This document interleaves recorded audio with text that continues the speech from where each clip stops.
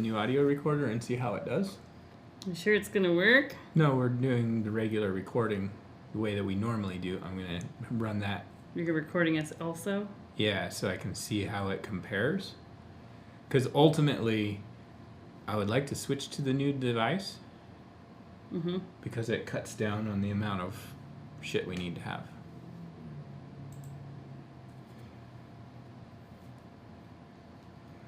How's our overhead view look? You want to zoom in a bit? Yeah, definitely. Don't kick the thing. Oh. Is our color too blue? No. Actually, the color looks good. No, I said the color looks good. Right. It looked perfect. Relax. There, whatever it was there. Yeah, that's good. Is it too bright? No. Put your hand down. You can see if it casts shadows. That really cuts down on the shadows a lot. Yeah, it's fine. So you're barely on the screen. You were gonna zoom in, Yeah, which requires a bunch of adjusting, so I wasn't doing anything. Zoom out a little. Huh? If I zoom out a little, maybe. There we go. It's like no room. Do you want me to move the camera to that side? No, I think it's fine. We can see the whole thing now, right? Okay.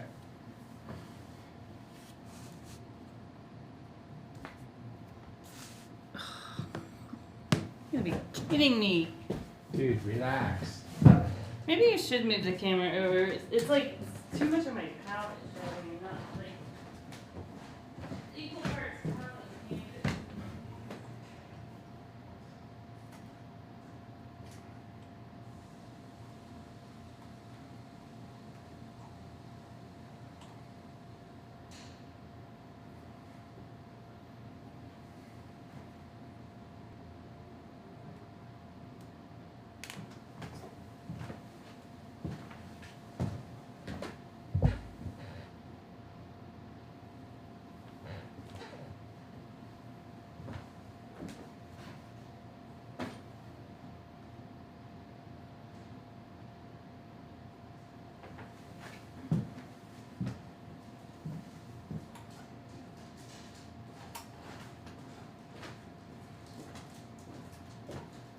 We should show these once in a while. Not paint with them. Let's show them.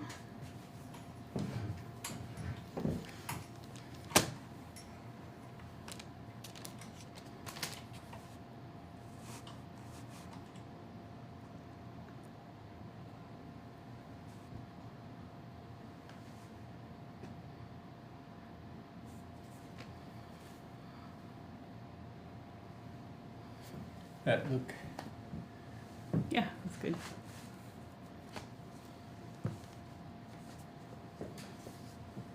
Okay. Oh, there's somebody waiting. Well, it comes like came across my phone There's two. that we had a video.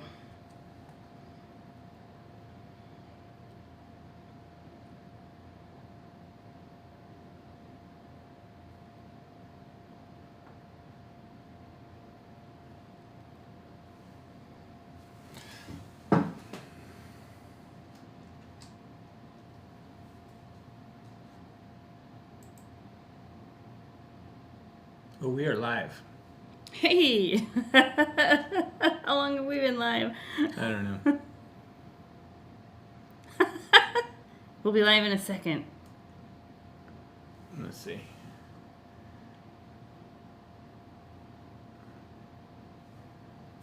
There we go.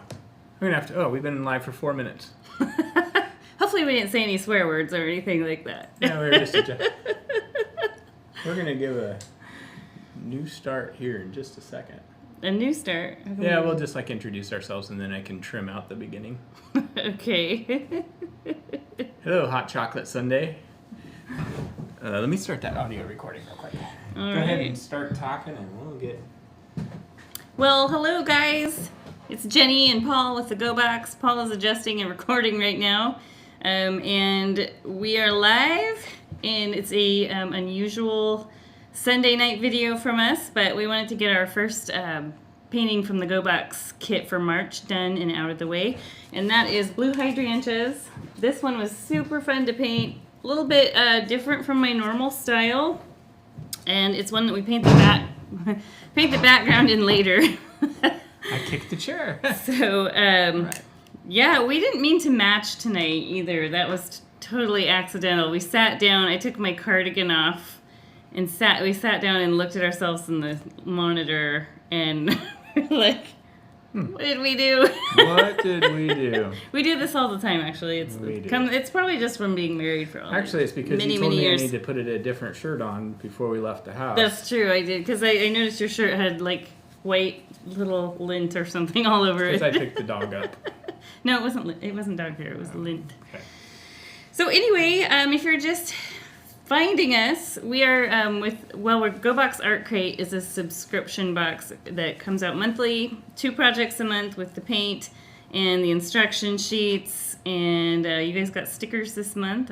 Hopefully you guys found those. They were pretty small, so they might have got lost in the packaging. You really had a lot of fun I have like 6 months those. of stickers designed, so you guys will get one every month. I guess I should drink this way. Yeah, oh yeah, these are our new Gogh Art Crate mugs. Now, where do they find these? These are available via our website at gobox.com. I feel like Good Mythical Morning now. Oh, wow. Maybe not quite like that. Let's paint about it. Let's paint about that. Okay, so in your kit, which you don't have to have, you can do the video along with us with your own paint, your own canvas, or I've had people paint rocks along with us. You know, they do the exact same painting but on a completely different surface. So whatever you're using, you can do that. If you do have the kit, you'll have your instruction sheet. Let's go ahead and zoom in. First, let's do a toast. Let's toast to Sunday night painting. Sunday night awkward beginnings. Cheers. Being live for 4 minutes without knowing. Mm-hmm. Well, usually we have the live streams pre-scheduled, so it doesn't just start. It's his fault. It is. I'll be totally take the blame on that. You hit live. You hit go live. Okay, so here's the painting. This was actually loosely inspired by a friend of mine named Rachel Thomas, and I love her flowers that she paints. They're amazing. So I sat down and I thought I'm gonna attempt flowers because I don't normally paint flowers. They're relatively new. Why are we out of focus there? Oh, I guess it's just that. Okay. I was looking up hydrangeas. So yeah, flowers are a relatively new thing for me. I know you guys got the peonies recently. Was that last month? Peonies? Yeah. No, yes, it was. Yeah. Mm-hmm. So this rose here is loosely done the same way. And yeah, it's really slightly abstract. I tried not to allow myself to paint individual flower shapes. There's a few in there that I wanted right on top just because I wanted it to look like hydrangeas.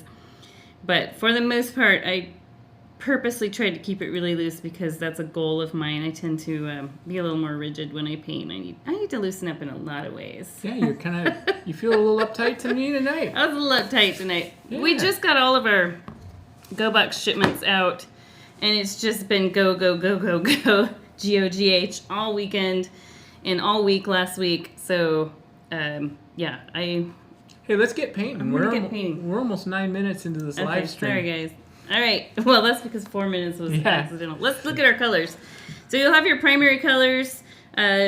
We have sapphire, ruby, daffodil, black, and white. And then your bonus color this month was Bahama Blue, which I love. You guys have gotten that before if you have been a subscriber for a while. We send that one out frequently. And then brush-wise, some of you guys have this little 4-pack.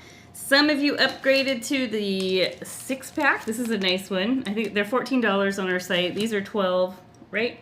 Yep. And then some of you may have this set. This is the set Paul's going to paint with. This is also our $12 set. These are great brushes. We've used them in our studio for about 8 years. Yep, they're kind of a little bit of an upgrade from the others. That's why you only get 3 for $12. Yeah. But these ones are brushes we use on our own too. Mm-hmm. So. Okay, so first thing we're going to do is we're going to paint our canvas, entire canvas, charcoal gray. So let's pick up our biggest brush to start. Go ahead and dip it in the water cup. Those of you with brand new brushes, I just opened a brand new pack tonight because I had messed up my old ones. on accident. I left him in paint the other day. Uh-oh. One of them, anyway. So go ahead and, if you've got new brushes, they have a little crispy coat on them to keep them, the bristles all tight in. They're kind of like Skittles. Yeah, so you just have to loosen that up in the water. Hey, there's Skittles in there. I push it like that on the bottom of the cup on both sides, and that'll loosen it up. Let's make charcoal gray. So that's mostly black with a little white. So you know what, I'm just going to scrape off. This is, I think, the only time we use black. Scrape off a little white, bring it over. Hopefully you guys are having a good Sunday night. I'm actually feeling good now. I think I just had to get here and get set up and get going. So there we go. Deep charcoal gray. Even if it's black, it would be fine. But I'm going to start at the bottom and work my way up because I want this area to dry first. Because we're going to be painting some flowers over it. And just do a thin coat, really thin coat here. Even if you have tiny little speckles of white showing through, that's fine. Sometimes it wouldn't be, but in this case, since we're going to be painting over this. Yeah, in this painting we bring the background color down to the flowers. I feel like you need to slide your canvas up a little bit there. Oh, I don't want to knock this one off. So just back and forth or side to side, or write somebody's name you don't like and cross it out. What? whatever brush strokes get you to... What are you, in junior high school? You know, sometimes I am. Depends on how petty the situation is. No, I try to avoid that at all costs. I got out of that. Got out of the high school drama a while back. When you graduated 2 years ago? Yes. Yeah, that's it. That's it. Oh, it kind of looks like the way the sky looked in Oregon in times today. Yeah, today was what we call fake spring. Yep. Where you look outside, and it's actually this morning it was super sunny, so I was upstairs just doing some cleaning and stuff, and then all of a sudden it's like, wow, it got really dark, and sure enough, there came the rain. Here comes the rain again. That was so funny that we were live. That's Yeah. always awkward. It's like... Yeah, I could have been like scratching my butt or something in the background, setting up the camera. Or it might have been you going, can you just relax? Can you just chill out a little bit? You're really messing with my vibe. Or me complaining about the It's good enough. It's good enough. kicking the camera. Oh yeah, it's good enough. Zoom in. No. Okay, zoom in. Yeah, do that. Okay. I think we were doing that. I think it was actually live while I was readjusting. We just kind of changed our camera setup. And this is actually the first video we're doing with the new overhead lighting and clamp system. And so there was a little bit of adjusting that needed to happen before we started going live. And I think you guys got to see a little quick behind the scenes at Gogh, Sherwood, Oregon. So this is a 12 by 12 canvas. First time we've used this in the Gogh box. That's right. You guys have used the 10 by 10 birch panels. Those are fun. We love those. We actually had a little debate at the beginning when we were first conceptualizing Gogh Box about using just the 12 by 12 canvases. Yeah, we did. That's right. That's right. This month I hired a local high schooler to help us get everything packed. You packed a lot of your boxes this month. So that was fun this week. He's a great worker. His mom's a great person, so I knew he would be one too. Yeah, he was a big help this week. So I'm gonna wash the brush off. And you know, he didn't get overly distracted by the puppy. No, we have our puppy here until she can be big enough to stay home. And yeah, she wants to untie everyone's shoes throughout the day. True. And she wants all the attention all the time. So I'm just cleaning this off really good. If you take care of your brushes really well, which I didn't because I was working on a commission painting the other day, and I came in today and I had left one sitting on the paint palette, like literally in the paint like that. Wow. And You're fired. I was just like, I couldn't believe it. I could hear my dad lecturing me. He used to lecture about brushes so much. But honestly, if you keep care of these really well, they'll last you a really long time. Just some warm soapy water. I actually will, at home, I just squirt a little soap in my hand, like dish soap, and run my hand under the water while I swirl the brush around like this, and then rinse it, and then reshape it and let it dry. And they're great. They last forever. Paul's brushes don't last forever, though. They do, too. I still got my brushes from college. Yeah. So I'm just kind of buying some drying time right now. You can use a hair dryer. You can pause the video, use a hair dryer if you need to speed things up, especially if you used a thicker coat of paint. But, yeah, we're just going to hang tight and let it dry. One thing you can do, you can paint the sides so that it matches the background later on when you bring this in. So you're asking them to take more time. If they want. I mean, just drying time. That can be done later. But, yeah, we're going to paint these giant, I just call them hydrangea balls. That's basically what they are. 2 floating ones at the bottom of the canvas. I need to not set that there. I need to let it dry. And we paint the leaves on after that. We build the rose. Then we come in with this seafoam green. And then later on with some more turquoise. So there's 3 steps to the background in this painting, and I love the way that looks. I was talking to my friend Rachel. She's Rachel Thomas Art on Instagram. I highly recommend you check out her page, follow it. And I think she's Rachel AEL, because some of them are just EL. And that's true. Yeah. So I was talking to her, and we were just saying how painting the background in last is like our favorite part, because you don't really know what it's going to look like. You can visualize it, but when you finally do paint it in, it's like that kind of ooh and ah moment. Yeah, it just completely transforms your painting. It's so against the grain of the traditional approach that I take to painting, so it's going to be unusual. Yeah. I think you might get addicted to painting the background in later. I doubt it, but we'll see. I'm not saying I won't like it. I'm just saying I won't get addicted to it, probably. But yeah, and I've done it before. All the week, the same week I designed this, I did a bunch of flower paintings in the same style. And there was one that I changed the background color maybe 3 times just because not being happy with how it looked. And so it's fun. You can change it as much as you want.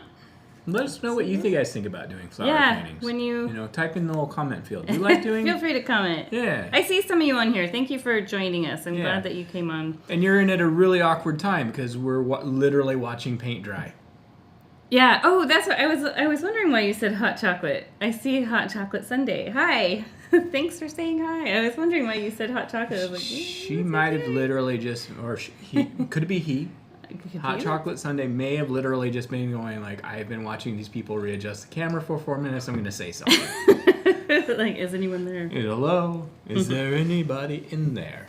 So here is our sheet with the instructions. So if you do get the Go box, you get one for each painting, and it goes through. A lot of people like to just follow the sheets. I think it's great to have this as a reference while you follow us on video, because video is a little easier and we can go into a lot more depth than what we can fit on here. I can see Eric, our graphic designer, really squeeze the text in there. Yeah, I can tell you wrote the instructions for that one. Yeah, well, I write yours up too. That's true. So there's a background. On the back is the photo of the final product. Let's show your painting really quick. It's on the floor next to you. Yeah, here it is. While we're waiting for this to dry. So next week we'll be doing this one. It's called Irish Ruins. This one will be a lot of fun. It's very Paul, and it's really loose. If you look up close, I'm going to do my fancy zoom in. You can see how loose and free that is. But when you zoom out, it looks like castle ruins. And same with your rock wall. Up close, it's just, paint strokes. And then, like here, just paint strokes. And then you get it far away, and wow, that's really a crumbling old rock wall. And the way you did your field, it looks like water at first, and then you build the green on it. Yeah, the steps on that one are kind of interesting. Mm-hmm. That'll be fun to do. It'll be an excellent journey and you know what? We're going to be doing it, like, literally right around St. Patrick's Day, because that's next weekend. Fanning this. Wait, is it? Yeah. Isn't it? No. What's today? Today's the 7th. What day is St. Patrick's Day? 17th. Is it the 17th? Okay. Well, it's close, though. But everybody will be celebrating St. Patrick's Day next weekend, so nobody's going to be painting with us because they're all going to be... That's right. Well, So- you know what we should do? We should do some Irish cream and coffee while we do our... I love that. Let's do Let's it. do it. Okay, this is dry enough. I see some wet spots. See those glossy spots? Those are wet paint, but I see a lot of dry spots too. What we do next gets built upon like crazy, so having it a little bit wet is totally fine, and I don't just want to sit here and mumble around and make you guys wait. Rumbling, So let's take our biggest brush, Let's and do we it. are going to make a deep violet by mixing sapphire and ruby. It's more blue than red, so it's going to be more of a true violet, not like a red violet, like a blue violet. Grape soda, that's the color I call it pretty often. So if you have a situation where it looks too red, the simple solution is add Pull more blue. Pull more blue into it. And let's see. And vice versa. I'm trying to think how much of this color. We do use this throughout, so do make a good chunk of this color. Good glob. Good size glob of that. And look, it looks black on the camera, and I'm going to see how it looks on there. Okay, so that's good, actually. We're going to add some white to it right away. So we're going to tap out our hydrangea balls, and that's all they are. They look like just this big, fluffy, they look like a popcorn ball at first. And one is way down here in the corner, and see how I'm doing it? And just sort of tapping out the shape.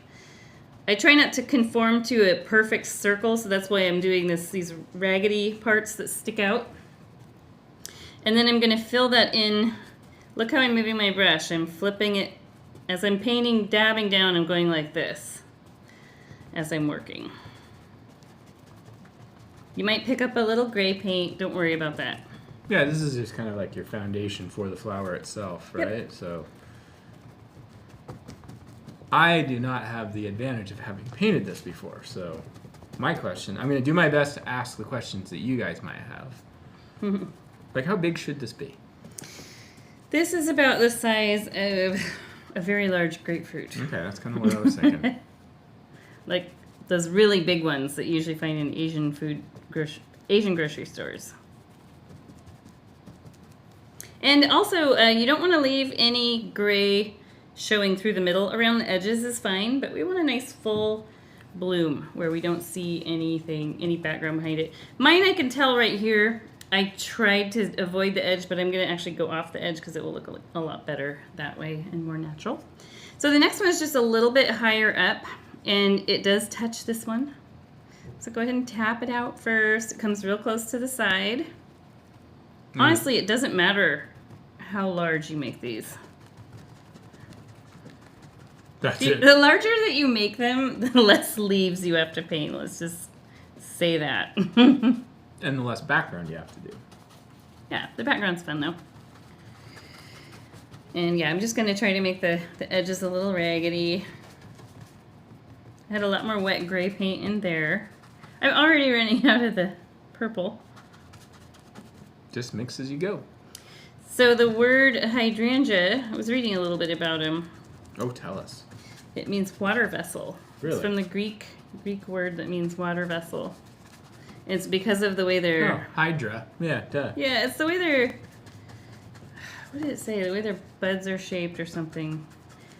But I knew this before even looking it up, that the color of the hydrangea depends on how acid your soil is. That's true. You know, some people will put, like, nails in... Oh, really? Yeah, because there you go, guys. then it releases... It's like a couple of Muppets. It picks up the minerals from the metal. Cool. That's... Yeah, and coffee grounds probably have something to do with that, too. The only reason I knew that is because my mom, she had these glorious blue ones that looked just like the ones... I thought about hers constantly while painting this painting. And she was telling me years ago it's because of the way their soil is. Now, out where she lives, they have the red clay soil, so I don't know if that's more acidic or less. No idea. All right, let's get a little white in here. You might need to make a little more grape soda. And I pick up just a small amount of white with the corner of my brush, like so, and just dab it in there. And I'm going to add a little more. It's just kind of a guessing game. If it's turning too blue, like mine is definitely turning a little too blue, I'm going to put a little more red back in there. And all I'm looking for is a very marbly mix. So you can see, when I say marbly, it's because you've got like veins of color. It's not just one solid mix. And that way, when I dab it on here, you get that effect, which is really cool. What are you looking at? I'm trying to figure out which light's creating the glare. Yeah, it's just the wet paint. Oh yeah, you're gonna get obsessed with the lighting again. Yeah, It's sure. just the wet paint glare. And as the painting lightens up a bit, you guys will be able to see it better. And I'll try to tilt it every now and then. Maybe I'll just, now I can't see it. That's funny. So I get the glare when I hold it like this. Put it flat. I can adjust some things. Okay. Paul will catch up on the painting, but let's dab some of this lighter lavender on there. My first thing I'm going to test to see which light it is. So this time I'm doing the same brush motion. I'm using less paint so that we get... There we go. We see... So we see the bits of that deep purple showing through. That's going to give this some depth. So I missed because I was obsessing about the glare. What? We just blotted a little white into this and made kind of a marbly mix. Gotcha. Of color, so it's not over mixed. That's how you get these cool streaks and bright spots. And you guys can do that. You can continually add little tiny bits of white in and dab it on there. Oh, and you're still using your big brush. Yep.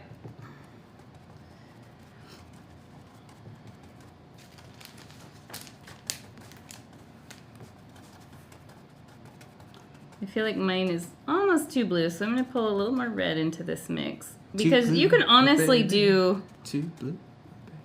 You can do tons and tons of different colors in here. You verbally just rolled your eyes. I did. I tisked at you. Tisk.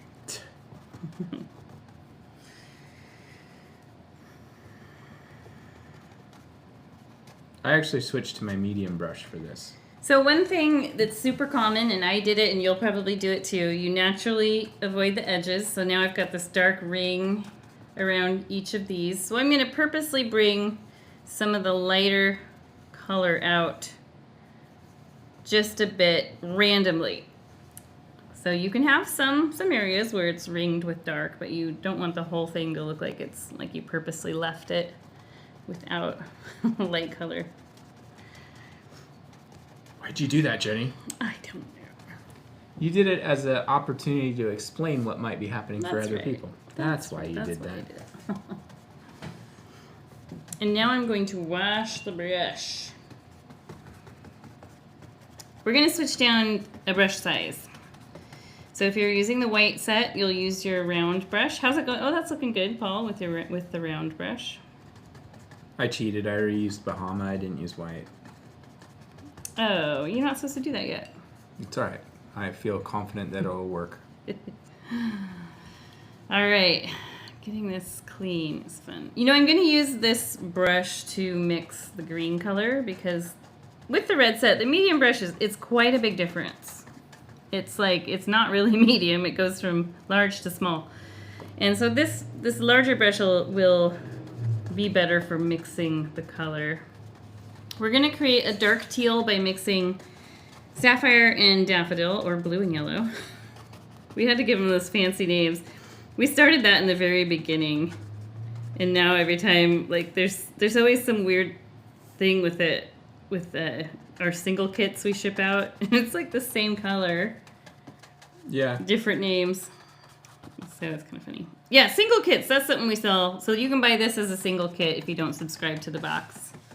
Or if you do subscribe to the box and you love how your painting turns out and you want to paint it as a gift for someone, you can buy a single kit. We'll send you the paint and then the video link and all that. Okay, so we're going to create some leaves, but we want to use our smaller brush, so our medium-sized brush. Those of you with the red set, we're going to be using our number 8 flat. I want to scrape off as much paint to save the paint out of this big brush, and I'm just going to set it in the water. Oops, that was very clinky. Yeah. So go ahead and get your next brush damp. Dip it in the water, kind of lightly push it across the bottom of the cup like this. You don't want to poke it, that'll flare out the brushes. Just do this on the bottom of your cup. And then dry it off. And dip it in your beautiful teal color. So we're going to create, let's see, I started way down here. I just did sort of this like partial leaf shape. We just have a partial leaf showing and fill it in. I'm making all kinds of noise. And then I'll do another one here. And they can overlap. At first it might just look like everything's green. I try to avoid having, like I have this little triangle of gray here. I'll lift this up so you can see that little triangle of gray there. I'm going to avoid that, so I'll just paint over it and I'll just have 2 leaves that overlap. But at first, right now, it's going to look funny and might play with your brain a little. We will turn them into leaves. I'm going to do a leaf off of here.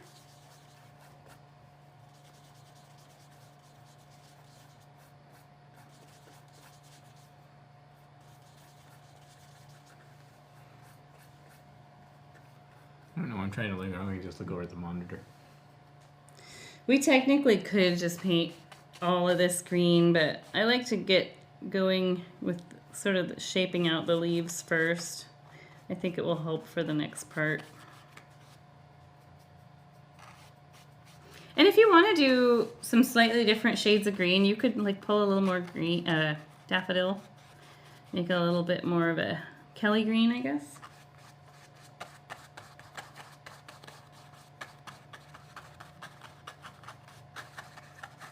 So that looks kind of cool, having a different shade. I could even overlap one of these with that color just to change it up a bit. And this is not in the instructions, so when you follow the video, you get this extra stuff.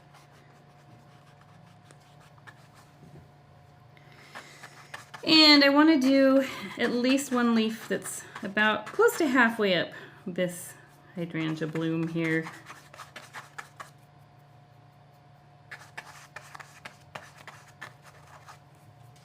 Boy, my brush is loud.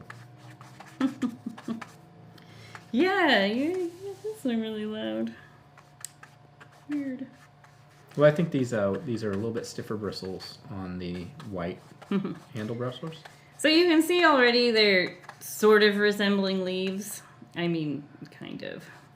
So let's wash our brush now. Clean it off and dry it off. Doesn't have to be 100% like every single drop of green out of it, because we're going to be painting on top of this green anyway. And what I'm going to do next is have us start framing in the veins on the leaves. So that's these lines that go down, and on the, it's basically they're outlined on the sides, and then we have these veins in them. And because these are still really, really wet, I use just plain daffodil. And I'm going to use the skinny edge of the brush. Now those of you with the white set, you'll want to use your smallest brush for this.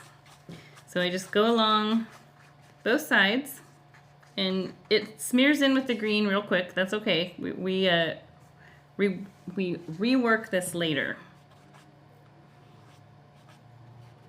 So you can completely redraw different leaves if that's easier once you start doing this part. And I'm going to just loosely frame in some little diagonal lines for the veins in the leaves. Use that skinny edge of the brush, or if you're using the white set, you'll use the smallest brush, the very tip of the bristles. Remembering what leaf is what.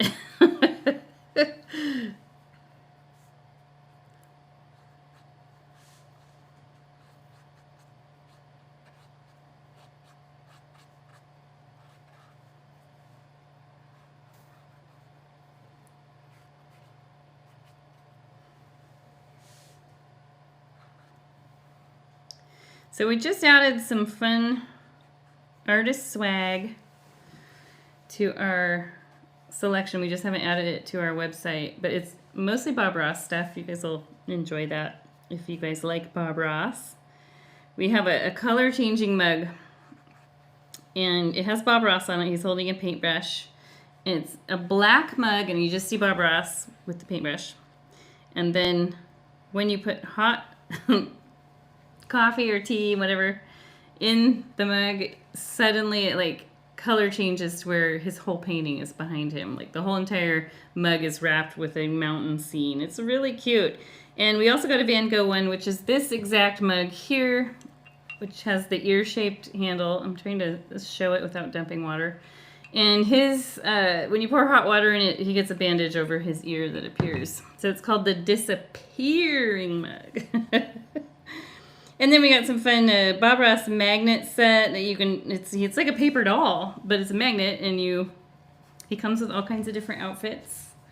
Some hairband type of outfits, so depending on how you're feeling, you just dress him up on your refrigerator. And we got soap.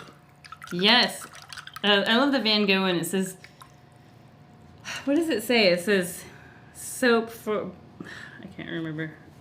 Artist soap for the tortured artist who likes bubbles. Or something like that. It was pretty funny. So those things will be going on our website just for fun. Okay. We're going to lighten up our hydrangea blooms even more. So we're going to go back to our largest brush. Make sure you get all of that green out. Our water is going to turn crazy shades. It's not going to be very pretty because all of these colors mixing together. And go ahead and dry it off. Hi, Elise. Hi, Elise. Bales, how are you? Hope you're doing good. Oh, you love painting florals. Yes, good. I'm glad you want to do more of them. I've been trying to come up with some other ideas. I'd like to paint some gladiolas and some of those other tall flowers that are really cool. So that's awesome. Okay, you might need to mix up a little more of your violet. It's turning violet. And let's add more white than we did last time. So we want a true lavender right now.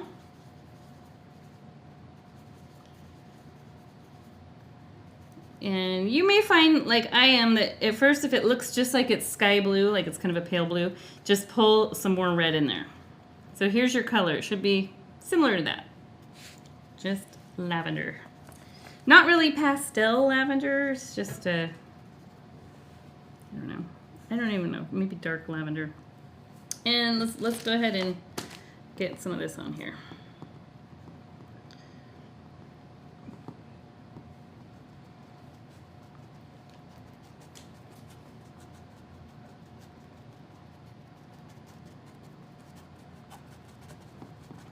Remember to go to the edges once in a while. And once in a while you can, see I end up with a lot of linear sort of brush strokes. They're like little lines like that.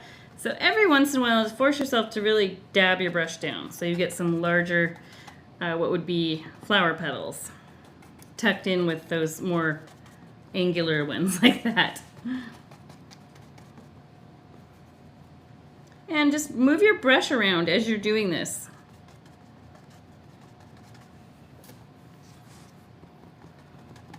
Make sure they overlap each other here and there, but you're not completely covering everything because we want some of that background color showing through. Not the background gray, but the background purples.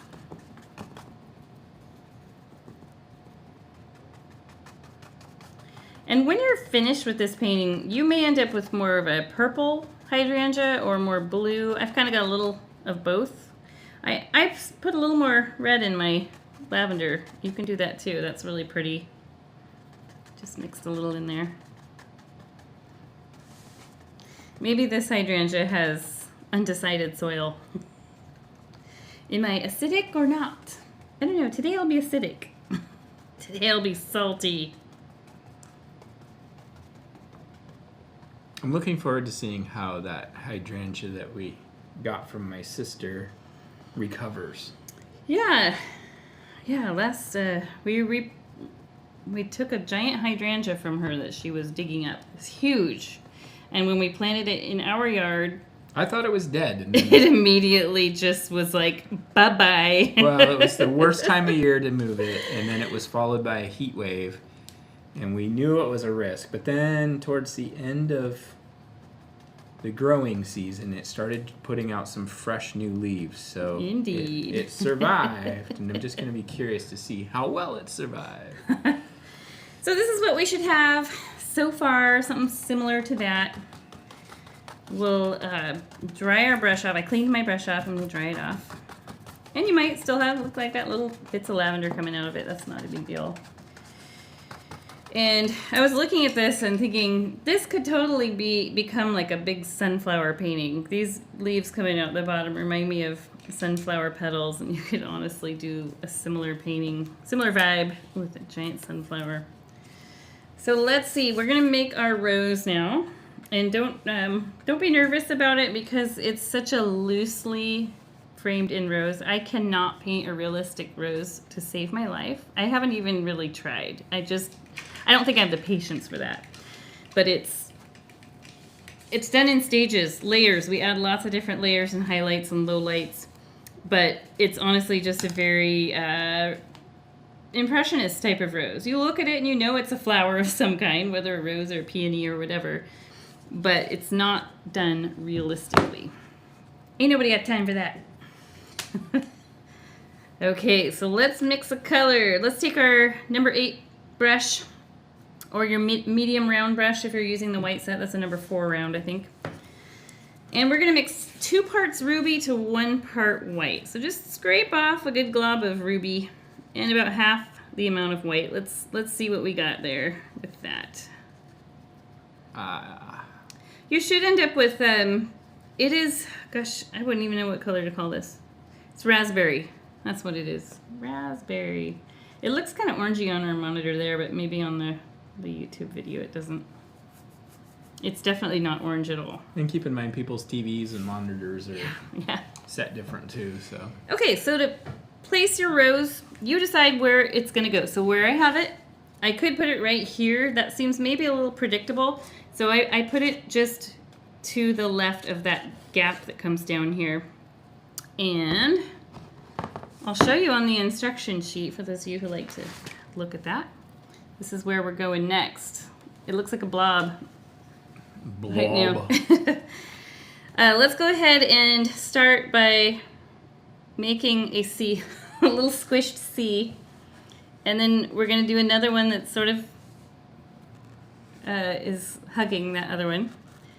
And then I keep going around till finally you're doing these sort of dashy shapes. And you can use this skinny edge and let's see, let me grab paper. If you're using this flat brush like I am, you can do this thing where you press and then lift. Press and then lift, but we're kind of going in an arch. For the round brush, there's lots of different things you can do. You can use the very tip of the bristles. You can also press it out, but it's a little bit larger brush than what I'm using here. But really what we want is a series of these little curved kind of C shapes that are kind of hugging each other and overlap into your hydrangea if it works out that way. And you decide what size is done for you. This always reminds me of Van Gogh's Starry Night, the stars, the round stars that have those dashes that surround them, all around the star. Like it creates this giant glowing orb, only ours is just a little more squished because we're kind of seeing we're not really seeing a top view of the rose, it's kind of like a 3/4 view. You'll have bits of the gray background showing in, and we're going to add to that. Let's go ahead first and paint in our little rosebud. Let's have a look where it is. It is a teardrop shape, and I just have it to the left and up a bit, so it's going to be floating at first. Feel free to use your smallest brush if you want.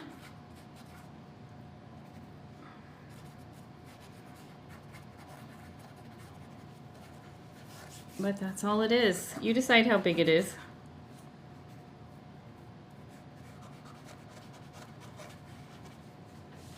Flowers are pretty fun to paint when they're loose and free like this. So we're going to lighten up our rosy shade.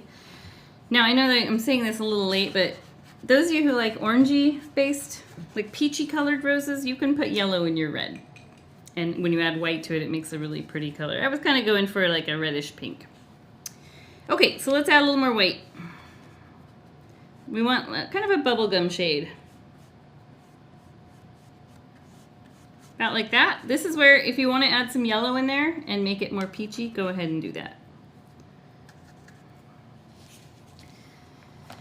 Let's add to this. So let's go in and we'll put some of these around on some of can't talk. I'm focusing on the gray areas.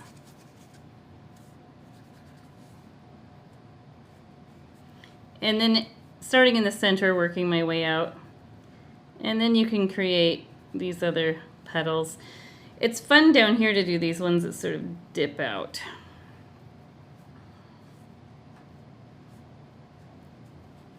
And we keep adding lighter shades to this as it dries and we work along. And we're also going to add a little bit darker shade to kind of detail the middle a little bit better. But we do want to add a bit of this streaky color to the rosebud. So I'm going to use the skinny edge of my brush. Or those of you with the white set, just use the tip of the bristles or even your small brush. And I'm just going to add a few streaks into that.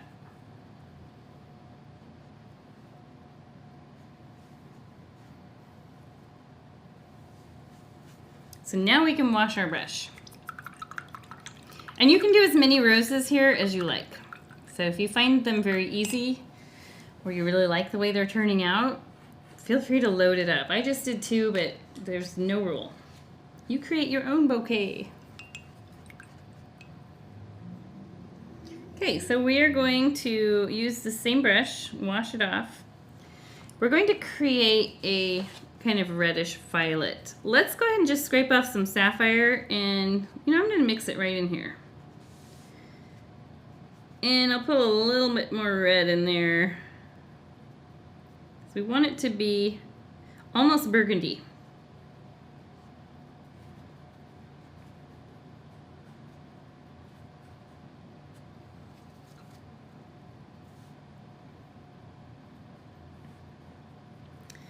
We're going to use this color to detail the interior parts of the rose. Now you might find it easier to use your smallest brush with both sets. I'm going to try it out with this medium brush because I like being able to use that razor thin edge. That's kind of like using a small brush. Or the corner. They're pretty versatile. And I'm going to start in the middle and then just sort of work my way out. Kind of going in between those, not over the top of those light pink that I just put on there, but maybe over the top of some of that more reddish shade. So what we're doing here is we're adding some shadows, and we still add some light color to this. So this isn't the end of our rose. We still have some fun stuff to do. You can also treat this as maybe they're additional rose petals, but I really like how it kind of outlines some of these a little bit and really makes them pop.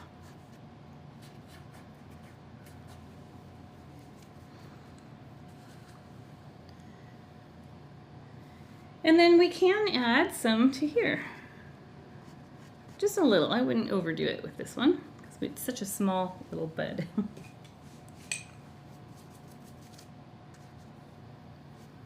Let's wash the brush. We're going to go back to our leaves down here. And we're going to make an avocado green to further detail these veins. So you can see as the paint dried, some of them kind of disappeared. That's okay. Let's use this medium brush to mix the color, and we'll probably use our smallest brush to paint the color on. So I've already got some of the wet teal color, so I'm just going to pull more yellow into it, more of the daffodil, until I get, it's kind of an avocado green. It's a little bit brighter than avocados are. Like if I were to make a true avocado green, I'd probably put a tiny dot of red into it to mute it. This is about right. Let's set this brush in the water. I put a little too much red in mine, and I've got day-old guacamole. You've got the avocado that rotted on the counter. I do. So smallest brush, dip it in the water, kind of lightly brush it across the bottom of the cup and then dry it off. So where are we doing this? Down here. I gotcha. So we'll take the tip of the bristles, just pick a leaf. Let's just pick this one. And go down the center loosely. We don't want to like do a complete perfect line. I'm just kind of loosely flicking the brush in there. And then you can add some detail work to some of these. Not really detail work, that's not the right word. We're just making them pop out a little better. Because this is all dry now, so now it will show.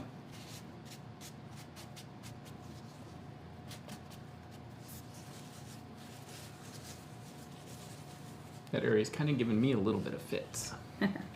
I'm by no means trying to paint a realistic leaf here. It's just loose. They're loose leaves.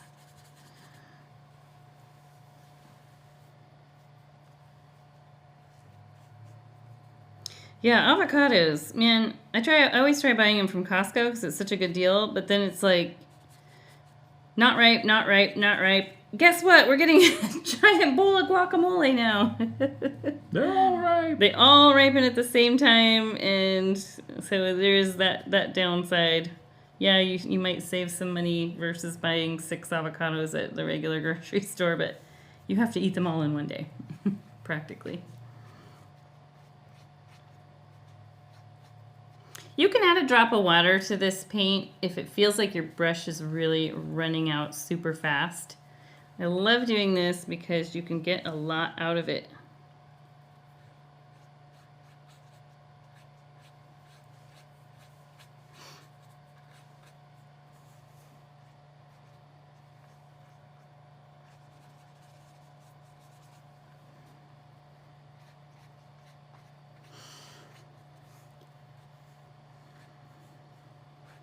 I ended up with more leaves than what's on my original. That's okay. This is a nice healthy plant with a lot of green leaves going on.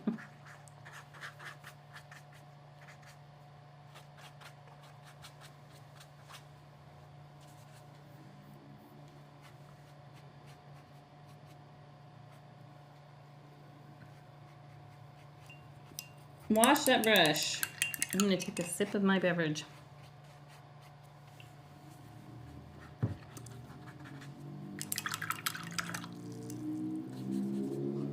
So we're done with the little brush for now. I'm going to wash my medium-sized brush too.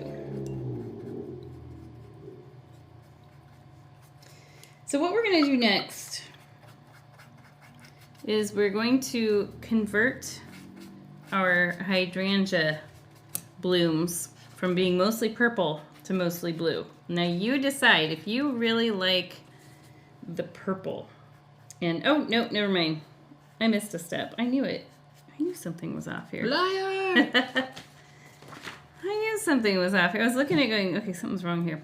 Okay, let's go back to our medium brush. We need to create the leaves and the stem for the rose. I did this super loose and easy. So you can see that there, just hugs the rosebud. These are I did them so fast, and then I just did 1 or 2 leaves coming out of the bottom of the rose. We've already got the green paint. One thing I want to do, I want to actually mix a little bit of Bahama blue to it. So it's a slightly different shade. So that's your avocado color.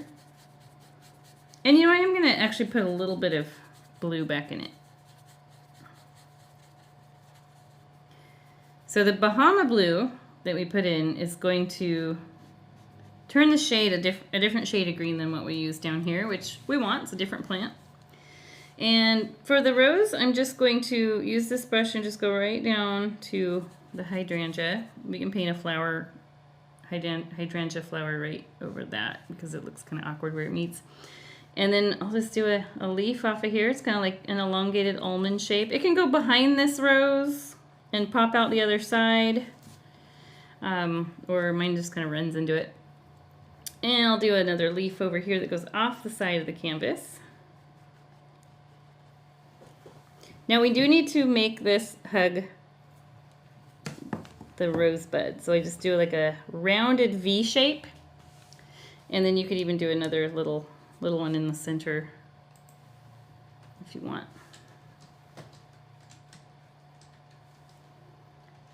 And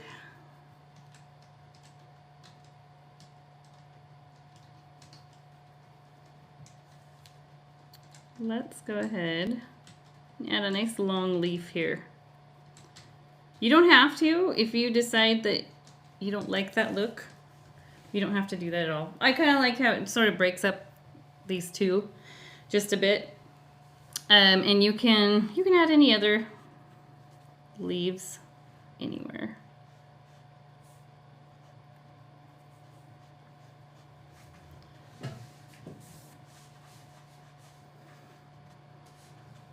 Oh yeah, so Kristen just noticed that we're live. Not gotten the kit yet. Yes, they shipped on, when did they ship, Paul?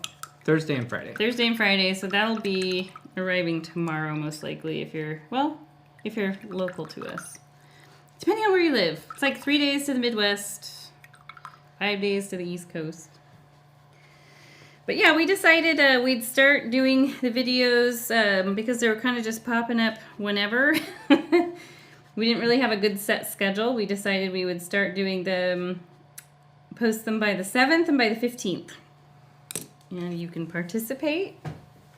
And that way people don't have to wait for us. You don't have to wait, yeah. Especially like we were thinking about the holiday paintings we do. Like it's kind of a bummer to do like a Christmas painting or like a wintry theme painting, holiday theme when you are like the holidays are almost over. So we thought, okay, let's get them posted by the beginning of the month and the middle of the month. So that was our thought process there. Alrighty. I'm just looking at my picture. Yeah, let's go back to what I was going to do before. Okay, so we are going to turn these more blue. Unless you really want to just stick with the purple, just make another shade of, a lighter shade of the lavender. And to convert this, let's have a look at the original. See the difference? Quite a big difference.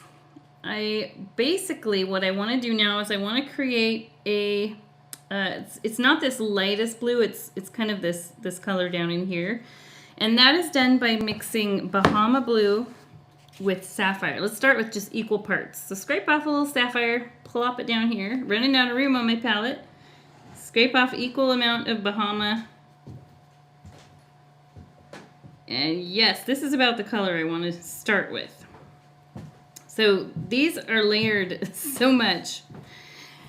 They go gradually adding, layering. This one's going to feel really like it just pops out all of a sudden. It's probably going to hurt your brain a little bit because it's such a different color and it's lighter than anything we've put on there. Just need to mix that in a little more. So let's go ahead and just dab on some of this. Occasionally just push your brush down so you get some larger. Don't be afraid to make them overlap each other. They would do that. I'm focusing up here because I'm thinking of my light sources. I made my light source be up here so that this is getting light. This is going to be more in shadow. In the shadow, shadow-da-do. And I'll get a few over here. In the shadow-da-da-da-da-do. We haven't karaoke in a year. We karaoke at home all the time. Well, we do. I play piano and sing, and Paul plays guitar and sings, so that's a lot of what we do when we're not painting. Do you realize, like, how, like, people are like, yeah, right, you do. You know, it's like people do people really do that? Yeah, we do. So I do want to bring a few out this way.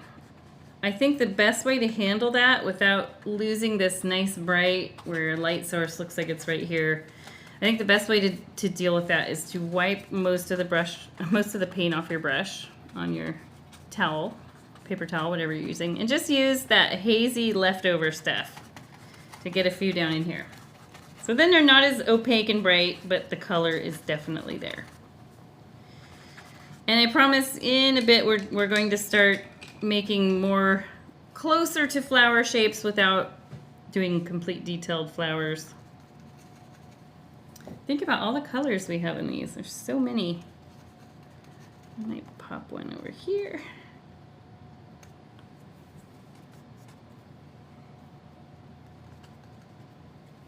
Okay, wash the brush. I want to detail these leaves now that they are dry, or mostly dry.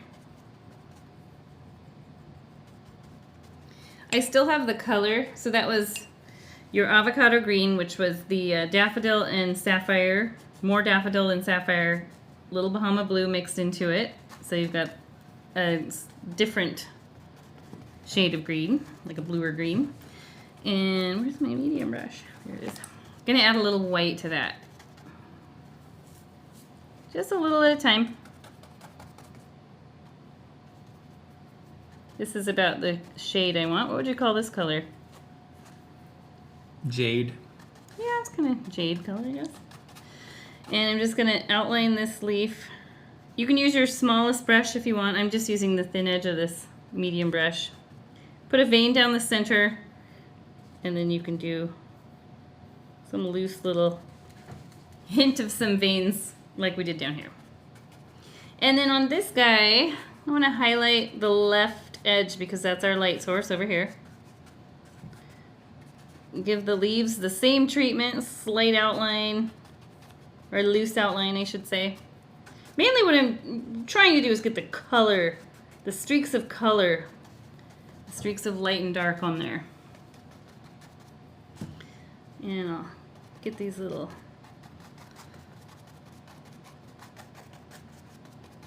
part, I'm sure it has a scientific name, that thing that holds the rosebud in. It's just drawing a blank. I'm drawing a blank on that scientific name right now. Sorry, I can't help you on that one tonight. Normally I'm good on that, even with flowers. But tonight I got nothing. Google is our friend. Okay, somebody Google it real quick.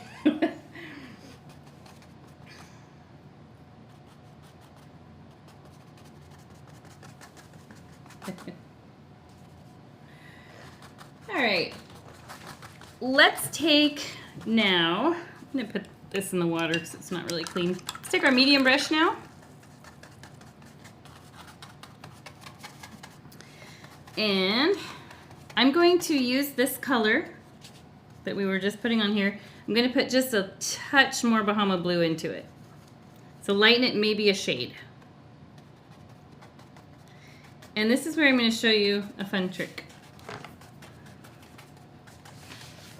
It took me a bit to get this figured out. But you can create a flower shape by pressing your brush down and putting your brush down and pushing out. Oops.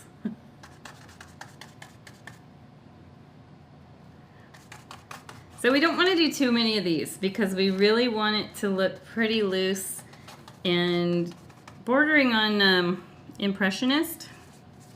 But you can see on the original I do have some like that have 4 or 5 petals. I think these have 5 petals. I looked at them. I looked at pictures of them. And sometimes when I was designing this I had to go back and blot some out because I was trying to get too detailed. But you can see none of these are very detailed. We've done something similar in class at the studio, and I've told the students to paint popcorn shapes or amoebas even. Like if you've ever looked at an amoeba under a microscope, they're just blobs. Blobs with a little structure. So I'll just set my brush down. Let's see how it would work with your brush, Paul. You gonna steal my brush? Yeah, or I can grab one if there's one. Yeah, there's one behind me.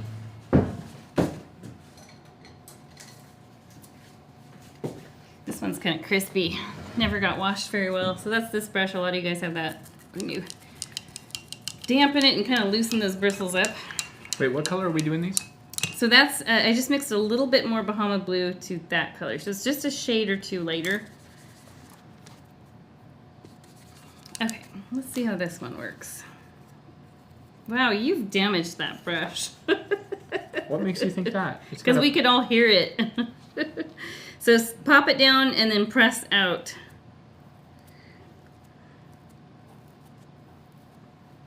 This makes them actually a little more impressionist. But partly this brush is older, crispy, and frayed.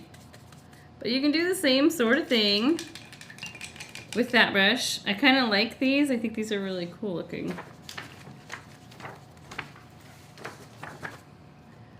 Okay, blobs, amoeba shapes, popcorn puff shapes. Try not to overdo it. Focus on these sides, the left, kind of left curve of each of these, so that we get that light source coming in there.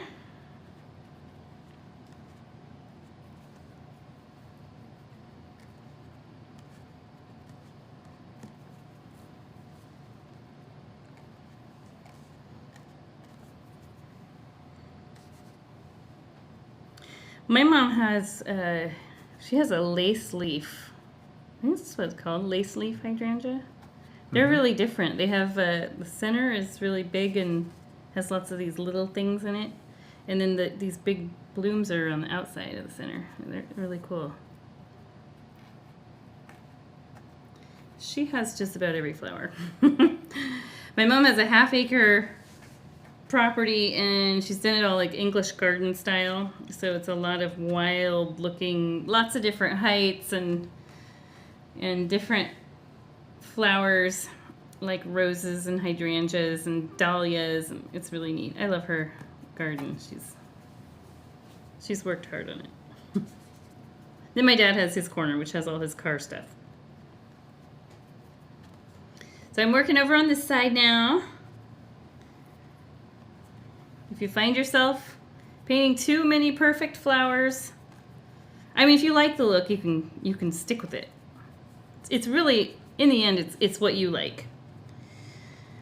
But if you are not liking it, it's looking like too much like you're trying to over detail, then force yourself to throw in some blobs. I think that one of the things that's really easy for people to fall into the trap of on this is really evenly spacing and floating them too. And not letting them overlap each other. I definitely fall into that. Like here, I have a tendency to kind of space them apart too much. And they do overlap. You can look at pictures. Maybe once in a while just do a single petal, like I just did there. I like that because then you're getting a variance of different sizes, and I've got that in the original too. I'm running out of paint.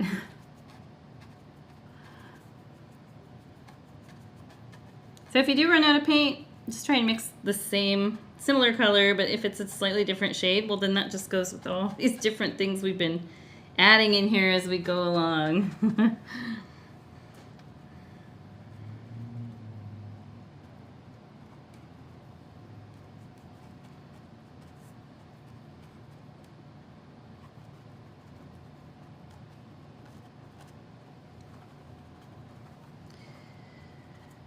And what I'll do at this point is just kind of let my brush run out of paint by dabbing on little petals and as I add more paint to the brush. But down in here I do want to do like we did last time, where we just a little whisper of paint on the brush just for the occasional bit of brightness. I feel like I need something right here.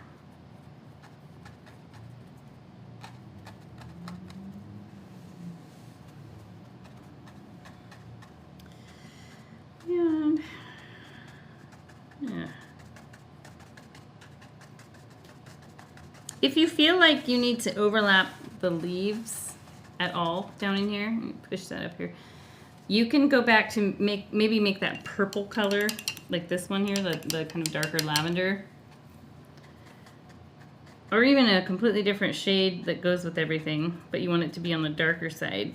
And you can overlap if needed. Maybe I'll mix a little of this blue in there. Ooh, that's a cool color. So this is only if it feels like the leaves are on top of the blooms, which we don't want. We want the blooms on top of the leaves.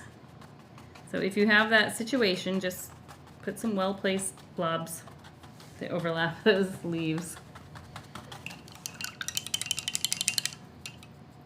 And then just have a look. We can always go back and add more little hydrangea flower petals. I feel like these leaves need a low light to them because I feel like they're just kind of blah, little plain, and the original ones have a bit more streakiness of light and dark going on. So I'm going to, if you have some of this dark teal left, that's a great color to use, but if you need to remake it, it was just sapphire and ruby, about equal parts. And I'll just streak a little of that loosely. So the highlights on the left, we want the darker part to be on the right. And this can help detail the little rosebud holders.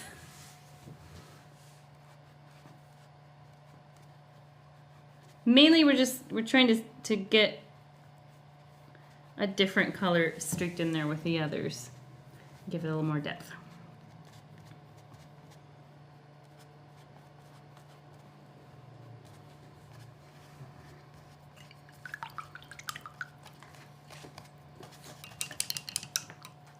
And we're gonna wash that brush off.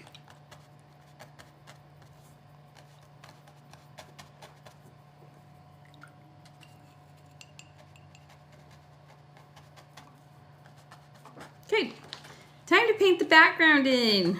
Now we're not done with all this. We've still got a little bit left to do with the rose.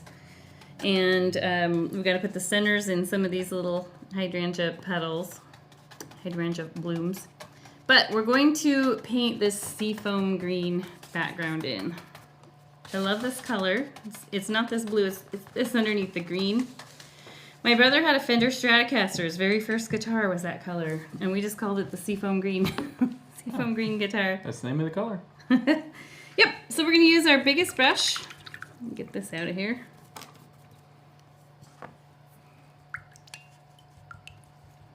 And this is a pretty easy arrangement to paint around.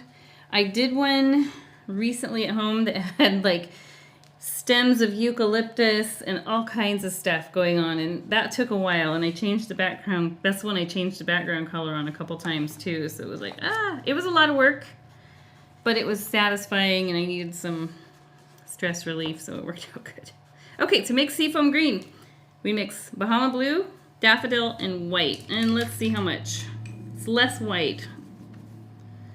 Let's do about equal parts Bahama and daffodil. And you could just use this color if you like that. I did add just a tiny bit of white to it. That's what's going to turn it more of like a true seafoam green. Yeah, flicking paint everywhere. Let's start at the top and just loose choppy brush strokes. You can see on the original, you can see some bits of where the paint's thin, and you see that charcoal gray through there. I love that look so much. And if you don't like it, just go ahead and do a nice opaque background. But if you like the look of that original background, just do what I'm doing. Loose, choppy brush strokes. As we work our way down towards the flowers, don't be nervous. First time I did a painting like this, I was really nervous. Like, oh, I'm gonna overlap and undo everything, but if you overlap something, it's so easy to fix. One of the things I love about this, doing it this way, is it almost slightly outlines the things that you've been working on.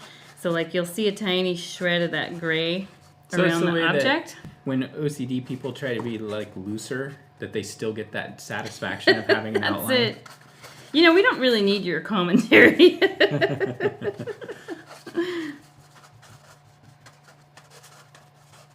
So I really use that chisel edge of the brush as I get around the flower. Some of these little spikier parts, I'm just going to paint over them. So I like a nice rounded bloom in the end. There's an artist, which if you guys have a minute, you should all look up. He does most of his paintings this way, where the background is painted in later. They're oil paintings for the most part. And I've mentioned him on our channel before because I just love his style, the looseness of how he works, the colors, everything. And he paints these crazy, magnificent, cloudy skies. He's based, I think, in New Mexico, but he might have moved to Arizona. The name is William Hawkins. And I got to see his art for the very first time because my sister-in-law bought a couple original pieces. And when I went to her house, I was like, who is this artist? So I stalked him on Instagram. It's a great page. William Hawkins Art. Spelled just how it sounds. Highly recommend you have a look. Maybe you'll buy some pieces. But definitely this style with the background painted in later. Even with the great big clouds and trees, it just has that really cool effect. If you feel like you need to use a little bit smaller brush around the edges here, you can do that. I do like to, I came in just a little bit here so that I don't have this perfectly sculpted round like someone came in with hedge clippers like Edward Scissorhands. So I'll occasionally bump in to create it, keep it from being too popcorn ball round. How are you liking painting the background in later, Paul? I'm trying to make it work with the way I paint, so... No, I mean, it's... You might be surprised with how it turns out. So this is the part I love the transformation here. And the parts that are harder to get around are actually this sort of thing. This is easy to go around. But these more shaped out pieces, a little harder. I'm really utilizing that chisel edge.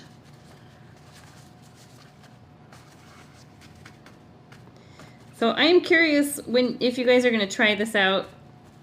I would love to know what you thought, if you like doing the background this way. Because I can definitely do more paintings this way because I love, as I've mentioned over and over, I do love the style and the way it looks in the end. And it's good for me to do something different outside of my norm. Who's this Norm you're talking about?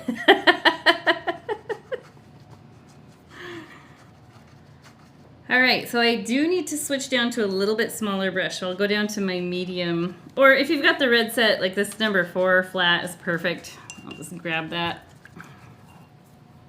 But your medium 6 would be great too.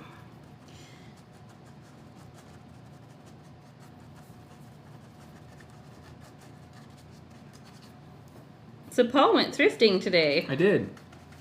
With our daughter, who's, she's in high school, so she's really into that vintage thrifting thing, which I was totally into in high school. She bought a Def Leppard Hysteria t-shirt, and I was like, okay. Wow. She's like, who's Def Leppard? I'm like... This is cool. Who is it? I was like, okay, that's what we're listening to on the way home then. So what'd she think? She's like, oh, I've heard this. Yeah, we always tell her, if you're going to wear the band t-shirt, you got to listen to the band at least once. Come on.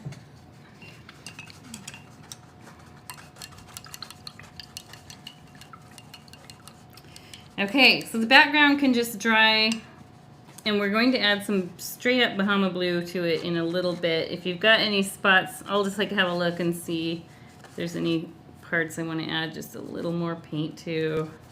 Sometimes I get a little thin around the objects I'm painting around because I'm being too careful, and we don't really want it to look like that we're being careful. We want to make it look like this all came naturally and was so easy. So if you have that problem, just pound a little more paint in there. But so far, so good. We're right on track. It's looking just like the original. This color, we're going to use it again, but in a different spot, and I'll show you where. So we decided, though, that thrifting is going to be part of our Sunday morning routine, or Saturday morning routine. Fun. Or Sunday morning. Normally Saturday morning, but we've got a different routine right now with the puppy training. You guys should go into that Curiosities shop there. That place is overpriced. It's cool. It's cool. Yeah, it's really cool.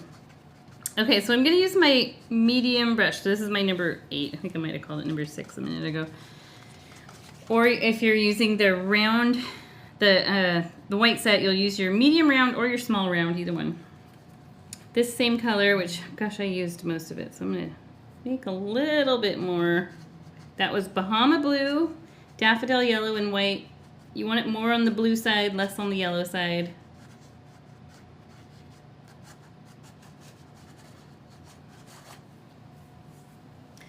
And I'll show you where I'm going to put this. So I was super messy, loose when I did this. I highlighted the left side of some of these leaves, and then like other spots like this one I highlighted the right side, just thinking of the light source and everything. Not a ton of paint. If you have a lot of paint on your brush from mixing, wipe it off. So you just have what I call a ghost layer of paint. And I'm just gonna streak it in here on some of these leaves. If you don't want to do this and you like your leaves and you don't want to touch them anymore, then please feel free to just leave this off. Leave it off. This was just me balancing the background color with what's down here just by adding highlights. And you can do that with some of these other leaves too. Just don't go overkill on it, especially up here, because it can just get lost in the background. But down in here, you can definitely freely scribble. I'm not painting any specific shapes, really. It's just a highlight.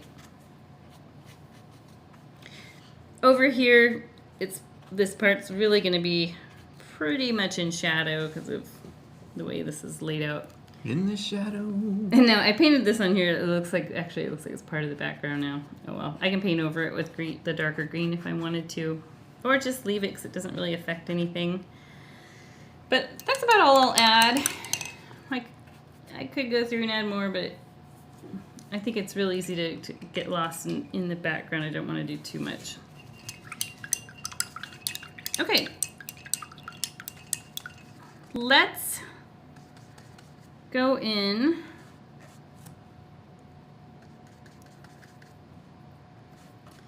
and I want to add some Bahama Blue highlights on some of these flowers. You'll see them here. Like everything else, I just kept it really loose and free. And I just like did a little curved line on some of these that maybe look a little more flower petal shaped. And if they are not flower petal shaped, if they're more of a blob shape, you can do these little curved highlights and they'll become more flower shaped. So thinking of the light source being over here, you're going to hit the left side of these flower petals. Now brush wise, if you're using that white set, I would use your smallest brush. If you're using the red set, I think we can get away with using this little number 4 flat, but you might find it a little easier to use the little one. This is a pretty small brush, and so the tendency to have it look over detailed is really high, and I want it to be pretty loose, so I'm going to use this number 4 flat. I think when I put it together, I used the second largest brush, number 8. All these numbers.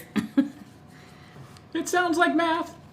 So test out a couple. See what you like. Maybe on larger flowers, use a larger brush. Maybe on the small ones, a smaller. So what I did just now is I dipped my brush in the Bahama Blue and I purposely brushed it off on the palette somewhere. These palettes are awesome, by the way. They're $6, I think, on our website. It's 50 sheets of wax paper that you can just peel it off, roll it up, throw it away when you're done. And the paint doesn't absorb like it does in a paper plate, so I love them. They're great. I was so happy to discover those. So let's go ahead and pick some flowers and just put a random little curved highlight on some of these. Don't overdo it. Don't get too detailed. But look at that. It looks really neat. It looks like there's almost like a shine coming in from the light source here. They're shiny flowers. And they don't necessarily look quite like flowers yet. We still have to put the little centers in. That's going to help a lot. Even if you just have a blob, it's going to turn it into a flower.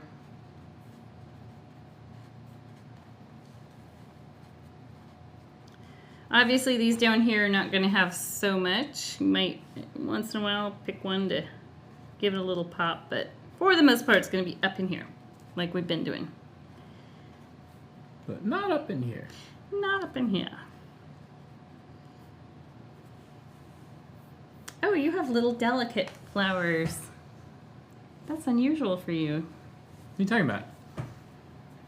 When I paint flowers, I paint flowers. No, you don't usually paint things that are delicate. I do when I paint flowers.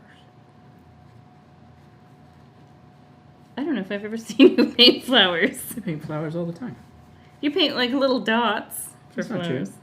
I've got that one trillium flower little painting that's I forgot about that. that we've got. And But even that's not really super like delicate.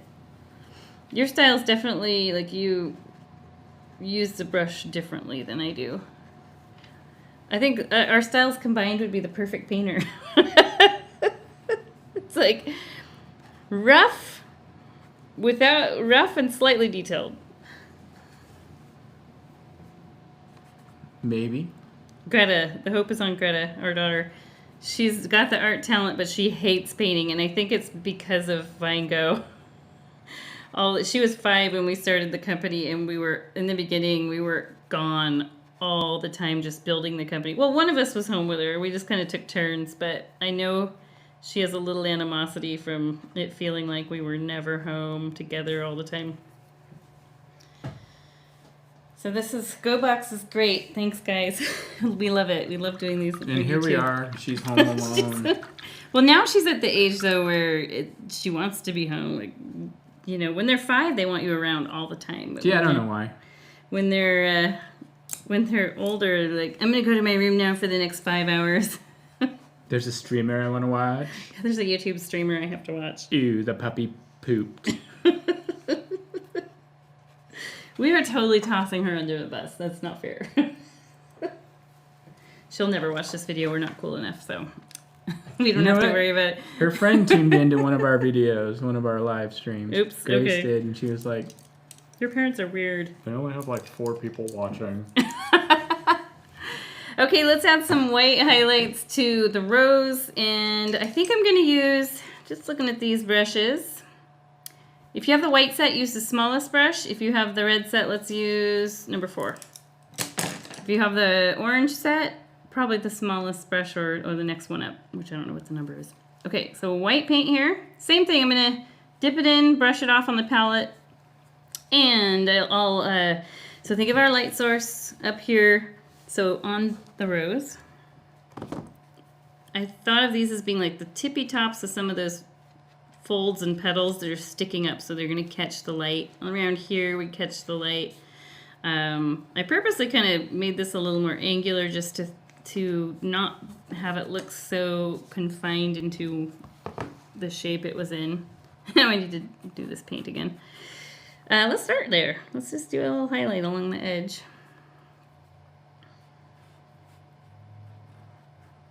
So I'm just tucking some white highlights in and keeping those. You definitely want to keep that dark burgundy-ish color somewhat, like some of it showing. And you can overlap into the background.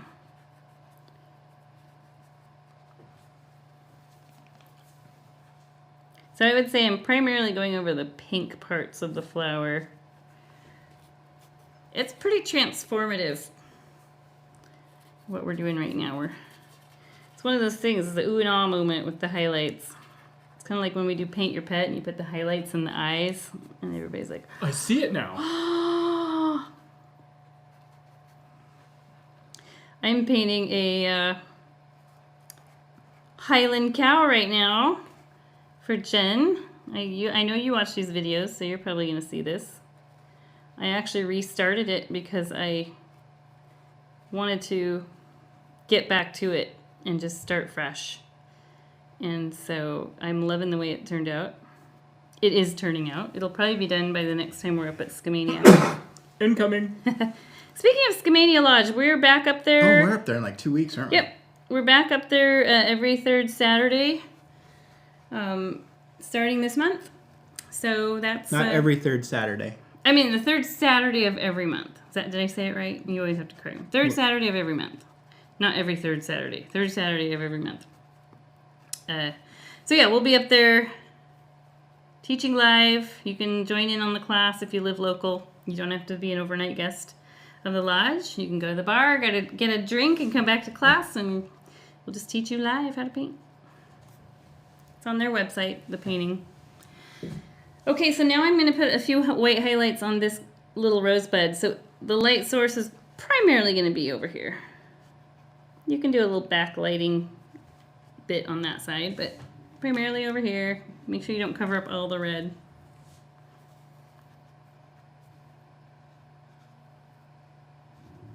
One thing you can do too, you can come in with a little thicker white paint here and there on some of the edges of these white highlights and just give it that extra little pop.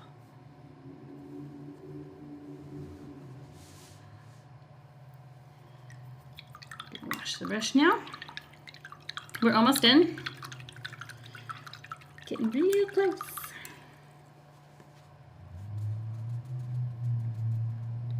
I'm going to come in now with just Bahama Blue with this big brush. I'm not going to use a lot of paint. Just going to dip it in, pick up just about this amount. You can see there's just a little roll of paint on there. I think that's how Bob Ross used to say it. And what I did is I started at the top and I just did these sort of all different direction choppy brush strokes, working my way down. I didn't want to cover all the seafoam green because that color is just so pretty and works so good here.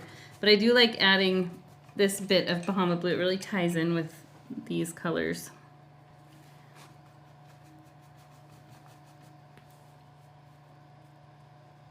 And the cool thing, guys, if you decide you don't like this color background once you've done it and you want like a gray background, go for it. Rachel, I know, does a lot of bright colored flower paintings with gray backgrounds, and they look so good.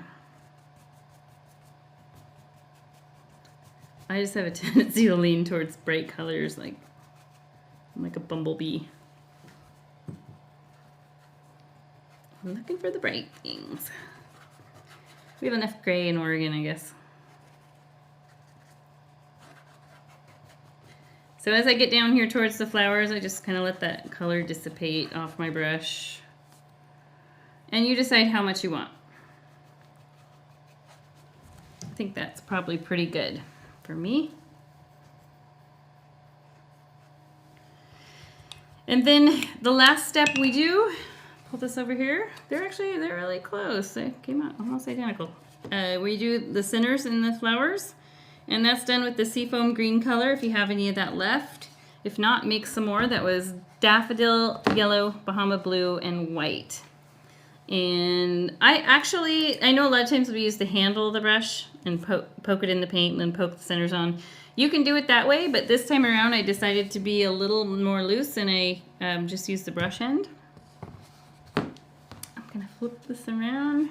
Oh, Paul, you did extra flower buds. That looks good. We'll show Paul's here in a minute. Better hurry up and finish, Paul. I'm working on it.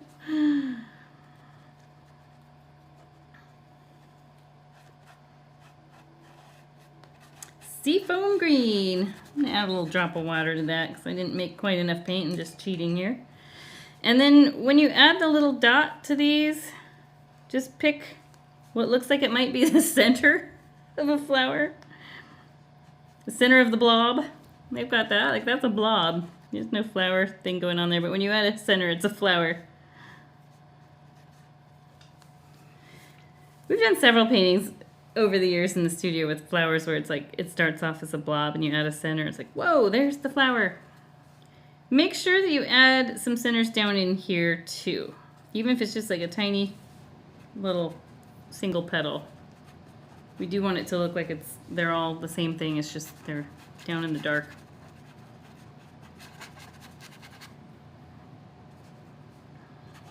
Okay, I'm gonna move over here now. How hard is your painting next week? Brace yourselves. No, I don't think it'll be that bad. I'm not too worried about it. I'm sure I'll do fine. I think that, yeah, you'll do fine. I think on that painting, what I looked at and thought would be the most challenging for maybe people who haven't painted a lot would be that rock wall. Oh, that's actually probably the easiest part of the painting. How funny. I mean, from a technique standpoint. So what's the hardest part? The field?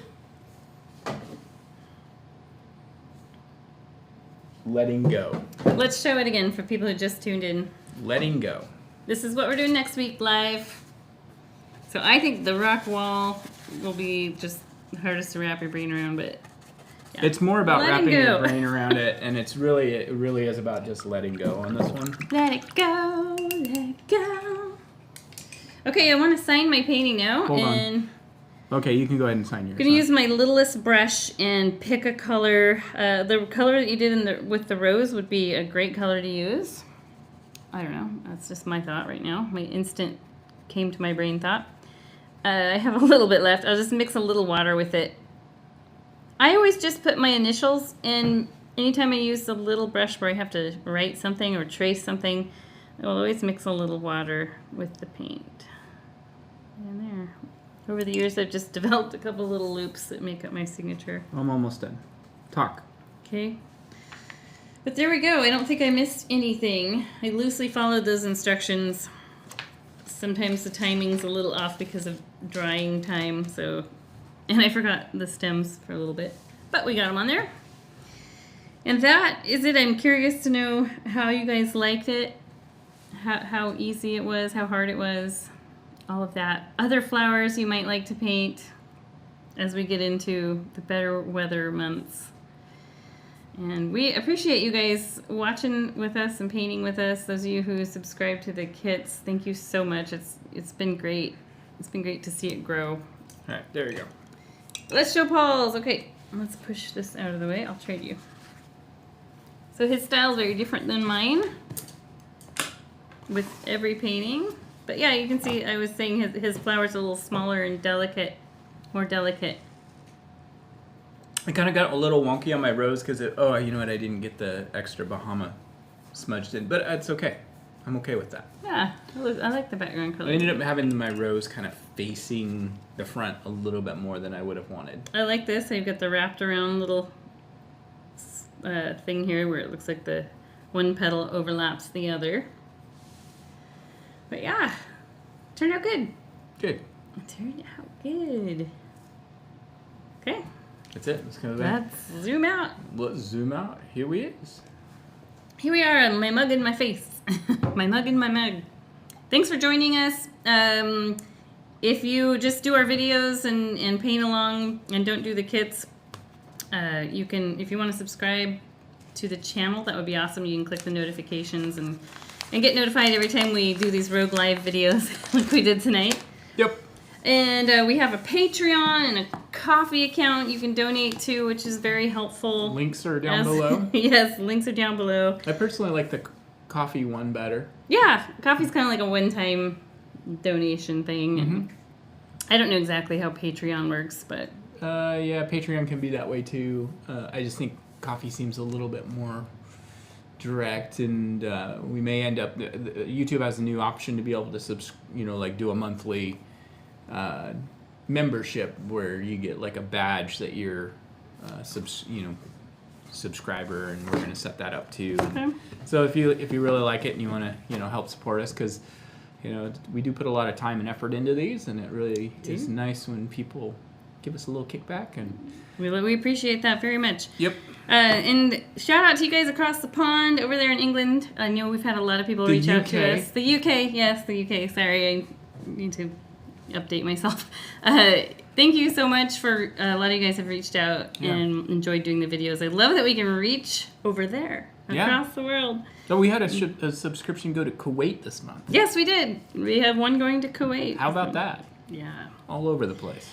So thanks, you guys. Have a great rest of your evening, and we'll see you next week for Irish Ruins. Irish Ruins. Yep. Wear your green. Wear your green. Cheers, y'all. Bye. Bye.